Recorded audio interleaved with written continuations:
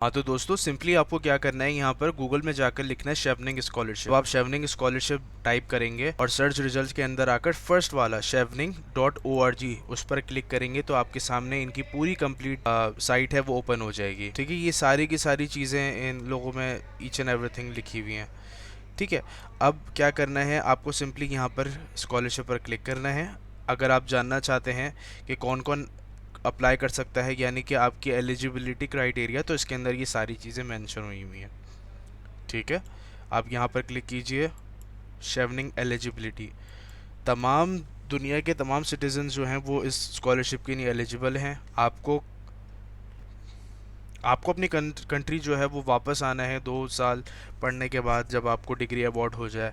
इसमें सारी चीज़ें लिखी हुई हैं। इसके साथ ये वर्क एक्सपीरियंस भी आपको कहते हैं कि आपके पास वर्क एक्सपीरियंस होना चाहिए एटलीस्ट 2800 आवर्स। इसके बाद ये आपसे कह रहे हैं कि apply to 3 different eligible UK university courses and have received an unconditional offer letter। unconditional offer letter admission जब आपका हो जाता है, जब आप यूनिवर्सिटी से एक्सेप्ट हो जाते हो तो उसके बाद आपको दिया जाता है फ़ीस पे करने से पहले अनकंडीशनल ऑफर लेटर 14 जुलाई। ये ठीक है, ये मैंडेटरी नहीं है, कोई इसमें मसला नहीं है। ठीक है, अब आगे लिख रहे हैं कि आप you are not eligible for Chevening scholarship अगर आप ब्रिटिश सिटीज़न हो, और ये सारी चीज़ें लिखी हुई हैं। ये कम्प्लीटली हमारी नहीं है, यूज़लेस है। ठीक है, अब हम बात करेंगे एप्लीकेशन टाइमलाइन के बारे में।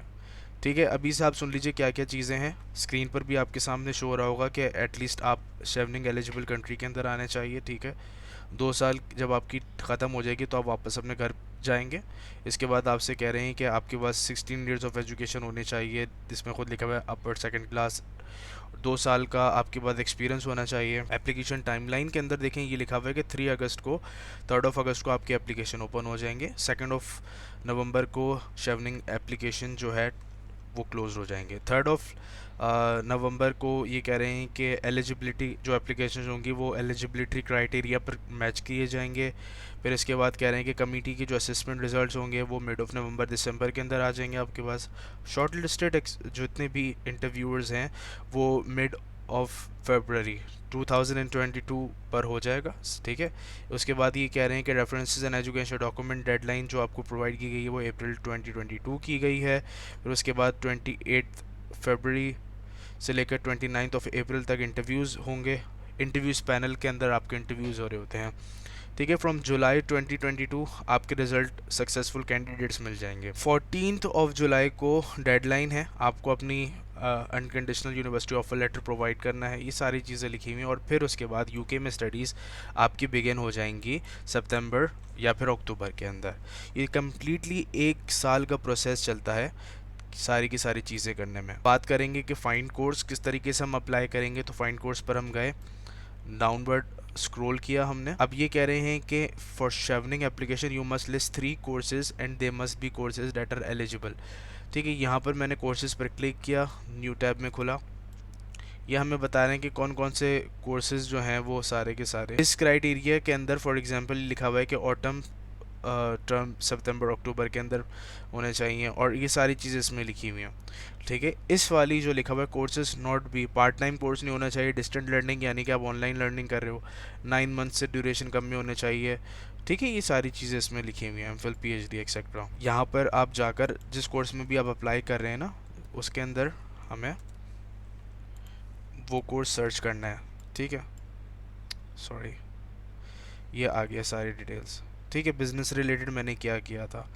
ठीक है, अब इसके बाद लिखा हुआ है जितने भी कोर्सेज हैं, एस्टन यूनिवर्सिटी, एस्टन बिजनेस, ये यहाँ पर लिखा हुआ है बिजनेस एनालिटिक्स के अंदर भी है। आप व्यू मोर पर भी क्लिक कर सकते हैं, it will further shows different sort of masters program. फिर इसके बाद बेंगोर यूनिवर्सिटी हो गया, बैथ यूनिवर्सिटी हो गया, इसके बाद यूनिवर्सिटी ऑफ बैथ हो गया। ठीक है, ब्रिमिंगम यूनिवर्सिटी हो गया फॉर एग्जांपल। ये सारी चीज़ें आपके सामने शो हो रही है। Manchester university, University of Bolton, ठीक है, बोर्नसमाउथ यूनिवर्सिटी। आप नेक्स्ट पर भी कर सकते हैं। There are variety of universities giving you the scholarships.